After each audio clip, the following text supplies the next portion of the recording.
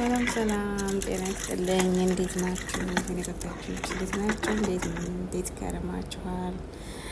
ዛሬ ደግሞ እንግዲህ ቁርስ ነው የምንሰራው፣ ፈጣይር ማለት ነው።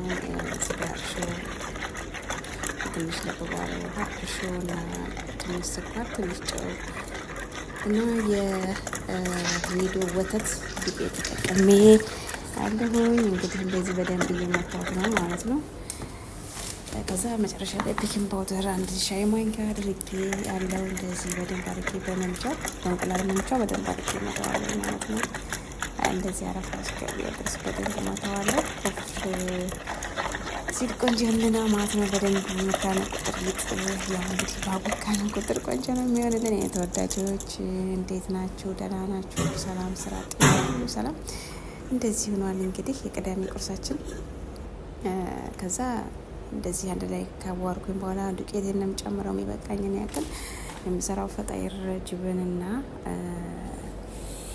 ዛታር ነው በሰሊጥ የሚሰራው ማለት ነው። አሁን የሚያውቅ ሰው የለም፣ ግን ያው ቁርሳችንን እንግዲህ ዛሬ እንዴት እንደምንሰራ አብረን እናያለን ማለት ነው። በደንብ አድርጌ እንግዲህ አሁን እያቦካሁኝ ነው ማለት ነው። በደንብ መታሸት ያስፈልጋል። በጣም ብዙ ሰዓት አሸት። ከዛ ትንሽዬ ዘይት አደረኩኝ ማለት ነው። ዘይት ስናደርግ አያያዝም ኩፍ ሲል ሳህኑ ላይ ማለት ነው። ቆንጆ ኩፍ ይላል። ሳናበዛ ትንሽ ዘይት እናደርጋለን። የምግብ ዘይት ትንሽ አድርጌበት እንደገና በደንብ እያሸት ነው። በጣም ብዙ ተጠቅቻለሁ። እንደዚህ ለስለስ ያለ መካከለኛ የተጠቀምኩት ወተት፣ ስኳር፣ ትንሽ ጨው ነው። ከዛም በኋላ ሸፈንኩት ማለት ነው። በምግብ ፎጣ ሸፈንኩት። እንደዚህ ከሸፈንኩት በኋላ በሚያምር ሁኔታ እንደዚህ ኮፍ ብሎልኛል ማለት ነው። አሁን ደርሷል። እንግዲህ ማዘጋጀት ጀምራለሁ ማለት ነው። እዚህ ጋር ደግሞ ጅብኑን የሚያስፈልገኝን ያክል እንዲቆራርጭ አስቀምጫለሁ። እዚህ ጋር ደግሞ ፎርን ውስጥ የሚገባውን ኦቨን ውስጥ የሚገባውን ሱንያ እዚህ አዘጋጅቻለሁ። ሊጡን እንግዲህ እንደዚህ ኩፍራል በሚያምር ሁኔታ። በጣም ነው ደስ የሚለው እንዴት ኩፍ እንዳለ ማለት ነው። እንደዚህ መለስኩት ማለት ነው። አንድ ላይ ካደባለኩ በኋላ እንግዲህ በምፈልገው ሳይዝ እንደዚህ በትንንሹ እየቆረጥኩኝ እጅ አንድ ካሜራ ስለሆነ በትንሹ እየቆረጥኩኝ ውስጡ ጅብኑን እንደዚህ እያደረግኩ ማለት ነው። በኦቨን ውስጥ ደረድራለሁ ማለት ነው። ሁሉንም እንደዚህ እንግዲህ ደረድራለሁ። በጣም ቀላልና ያው ቶሎ የሚደርስ ነው። እንደዚህ ሊጡ በጣም እንትን ያለ ነው፣ መካከለኛ ነው ያደረግኩት። እንደዚህ በኦቨን ማስቀመጫ ውስጥ እንደዚህ ደረድራለሁ ማለት ነው። ያው በዚህ መልኩ እየደረደርኩ ነው። በነገራችን ላይ የተቀረጸ ሰው ሲደውል እንዴት እንደሚል የደወለች ናት ሴትዬና ስልኬ ከተደወለበት እንደዚህ ያለ ጋ ማለት ነው። ማቆም አልችልም፣ ማንሳትም አልችልም። በጣም ነው የሚያስጠላው። እና እዚህ ላይ ያው እንግዲህ እየቀረጽኩ እያለ ስልኬ የተደውሎበት እንትን አለብኝ ማለት ነው። አለቀ የኔ ተወዳጆች። እና እንደዚህ እየደረኩኝ ያው እየደረደርኩ ነው ማለት ነው። በዚህ መልኩ ሁሉንም እንደዚህ እስከሚያልቅ እደረድራለሁ ማለት ነው። ያው ጧት ላይ ግዴታ ቁርስ እንግዲህ በየቤታችን ግድ ነው። ቁርስ ሳይበሉ አይብሉም ማለት ነው። ቁርስ እንግዲህ ሁልጊዜ የተነስተ ምን እንስራ ማሰቡ ራሱ በእውነት ምግብ የሚሰራ ሰው ማሰቡ ራሱ ከባድ ነው። እና እንግዲህ ያው እኔ ዛሬ መጣልኝ ይሄ ነው። እስኪ እንስራ ብዬ እየሰራው ነው ማለት ነው። ጅብን፣ ኪሪ እና ዛታር አድርጌ ነው ቁርስ ልሰራላቸው ያሰብኩ። እንግዲህ ስለመጣ ማለት ነው። እንግዲህ ስለመጣ ግዴታ ቁርስ መስራት አለብኝ። ልጆች ናቸው በጣም ነው የሚወዱት ፈጣይር ምናምን እንደዚህ እና በጣም ብዙ ነበር የሰራሁት። በነገራችን ላይ ብዙ ነው የሰራሁት። አሁን እንግዲህ እንደዚህ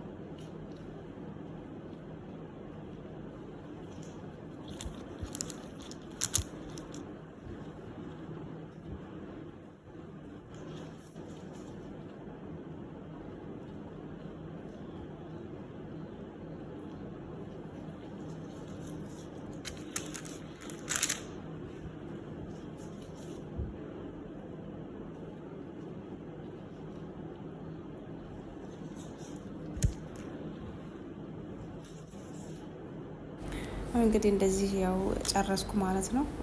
ደረደርኩኝ እንደዚህ ጨርሻለሁ። በትንንሹ አድርጌ ቆራርጬ ከዛም እዚህ ጋር እንቁላል ያስፈልገናል። አንድ እንቁላል ያስፈልገናል። እንቁላሉን እንግዲህ ሰብሬ እንደዚህ በዚህ መልኩ እንቁላሉን እንመታለን ማለት ነው።